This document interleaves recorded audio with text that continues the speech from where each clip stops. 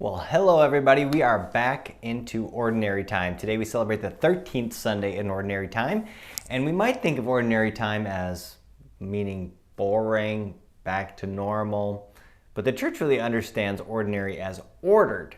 And during this season of Advent, Ordinary Time, we focus on the color green, like there's green all around me here.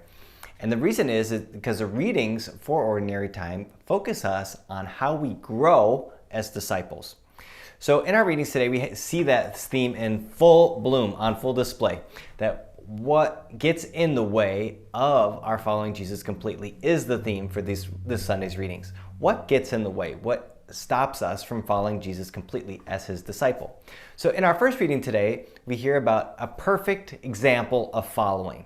We hear about the prophet Elijah, and who goes and chooses Elisha to follow after him. Elijah, who is this great prophet, this great miracle worker, and he chooses Elisha to follow him. Elisha is out in the field. He has these many yoke of oxen, and Elisha puts his mantle on him, a sign of being chosen to be a prophet. And what does Elisha do? He says he could go and say goodbye to his family, but he doesn't. He takes those yoke of oxen and he cuts up the yoke, and then he slaughters all of these oxen and has a huge cookout, and he gives it away to everybody. Now, this sum of yoke of many oxen would be worth thousands and thousands of dollars in today's measurement. It's sort of like, imagine Elisha going out to a farmer in the field, and that farmer breaking down that tractor piece by piece, like a new combine or something, hundreds of thousands of dollars. But it's a very decisive action that he does. Now we can imagine that if Elisha, let's say, went back to his family and he told them that he had done this, that he broke this yoke of oxen, and that he had cut up all these animals and cooked the meat, they may have grilled him with questions, or they may have had quite a beef about what he did.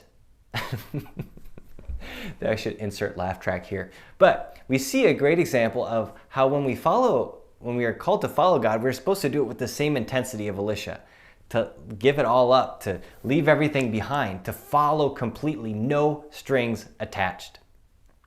Now we're going to see a beautiful correlation between Elisha and Jesus in our gospel today also.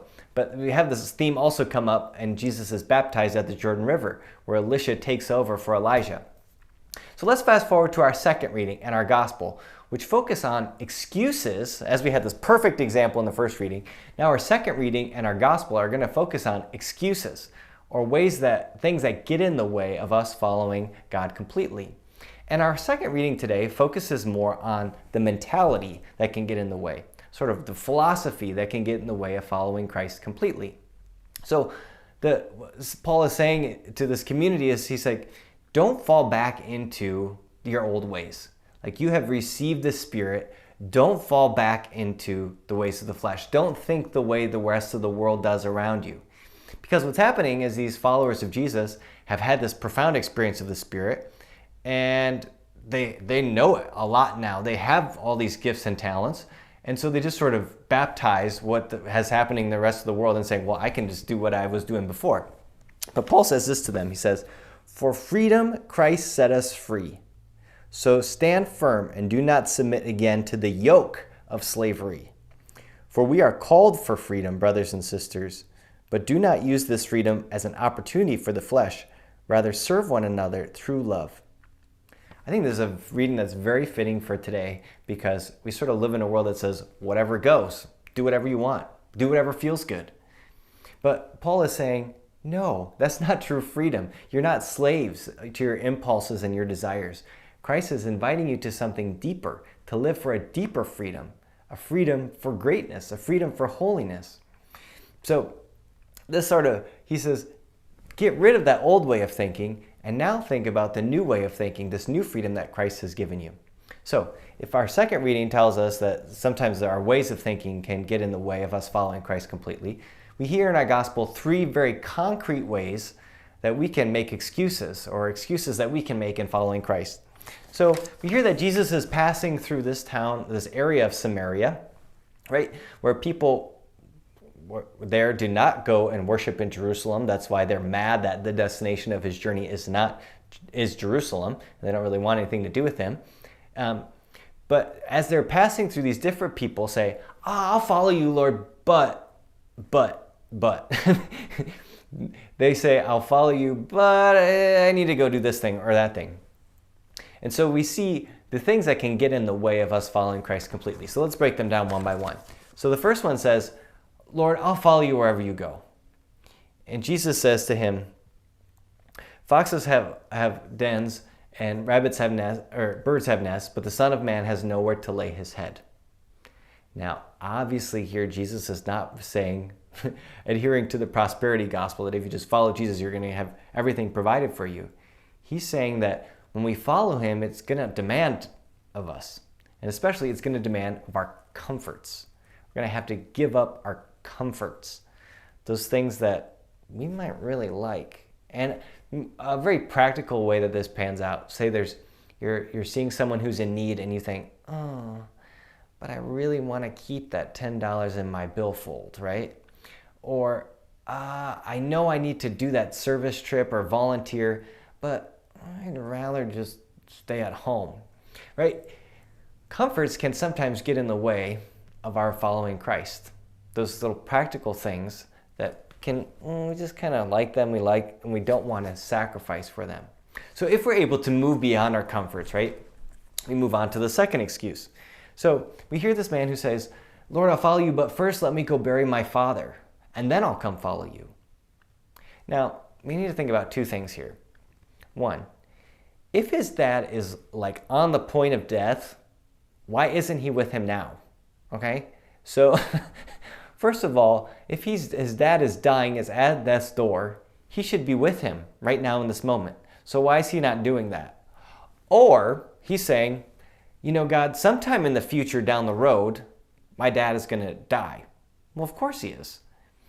And he says, well, let me wait till that happens. So which is it?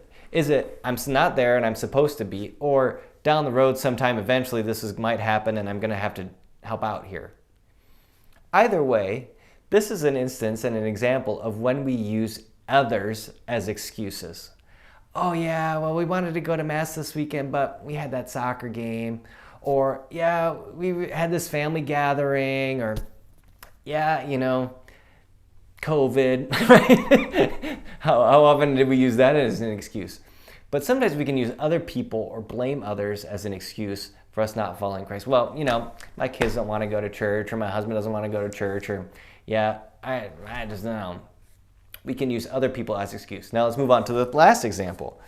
And in this example, someone says, Lord, I'll follow you, but first let me go say goodbye to my family. Now this one is a little tricky because sometimes we can use our family, and our family can get in the way of our following Christ. We might think like, oh, I have to live up to their permissions or their approval. Sometimes our families can hold us back from following Christ completely because we think, well, what is my mom going to think? Or what is my brother or sister going to think if I'm all in? I already receive enough flack from them for living out my faith.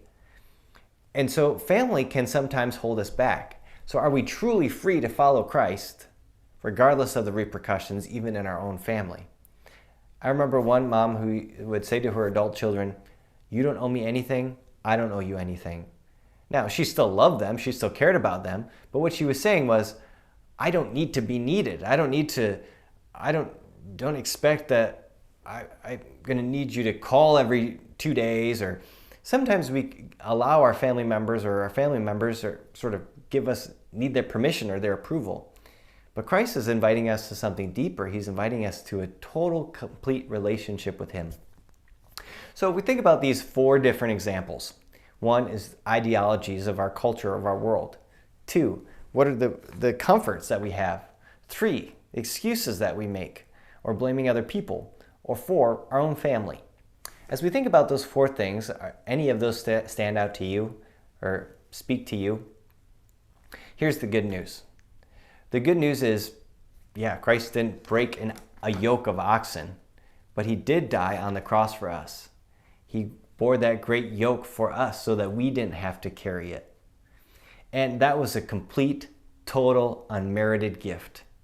He laid it all down. He paid the price for us so that we might follow him. On the cross, we see a God who invites us to total commitment because he is totally committed to us and has given everything to us if we just follow him.